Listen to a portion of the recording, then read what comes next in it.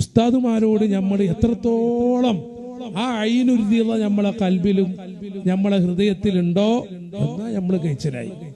ഉസ്താദ് വലിയ പ്രശസ്തിയുള്ള ആളാണെന്നൊന്നുമില്ല, വലിയ ആളാവണമെന്നൊന്നുമില്ല. നമുക്ക് ഒരു അക്ഷരം പഠിപ്പിച്ചെന്ന ഉസ്താദോ ആ ഉസ്താദിനെ വലിയ അളമത്തിൽ കാണുന്നു. ബഹുമാനപ്പെട്ട ശൈഖുനാ കോട്ടൂർ ഉസ്താദ് ഒരിക്കൽ യാത്ര ചെയ്യുന്ന സമയത്ത് ഒരു ആമിയായ ഒരാളെ കണ്ടു. വണ്ടി നിർത്തി വലിയ ബഹുമാനവും ആദരവും. അപ്പൊ ചോദിച്ചപ്പോ ഉസ്താദ് ഓതുന്ന സമയത്ത് വായിച്ചോതി കൊടുത്ത ആളാണ് എന്നാണ്. ചിന്തിച്ചു നോക്കിയ ഒരു കൃഷിക്കാരനാണ്, ഒരു ആമിയ മനുഷ്യൻ. ഉസ്താദ് ആരാ? വലിയ ദറജയിലുള്ള ആളാണ്. ആ ഉസ്താദ് ഒരു ആമിയായ ആളെ കണ്ട് ബഹുമാനിച്ച സംഭവം നമ്മളെ മഹാന്മാരായ ഉലമാഇന്റെ അതേ ത്വരീഖ് നമ്മൾ ഉസ്താദുമാർ.